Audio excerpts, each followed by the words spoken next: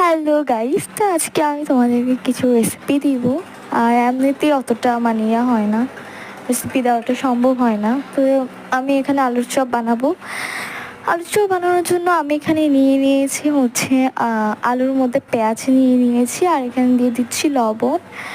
লবণটার পরিমাপটা আমি একটু বেশি খাই লবণ, আর তোমরা চাইলে মাপ মতো দিবে আর কি। আর আমি এখানে দিয়ে দিব হলুদ গুঁড়ি। আমি আলু চপের মধ্যে হলুদের গুঁড়ি কে দেয়? ভাই আমিই দিই, তাই না? তো এখন দিয়ে দিলাম মশলার গুঁড়ি। মশলার গুঁড়ি কে দেয়? আমিই দিই।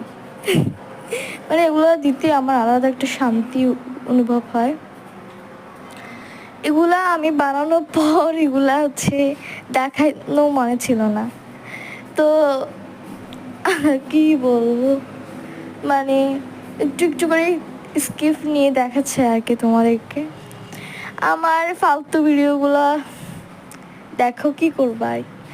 আমার ভিডিওই বানাইতে ইচ্ছে করে না, মানে শখ আছে ইউটিউবার হওয়ার, বাট ভিডিওই বানাইতে ইচ্ছে করে না।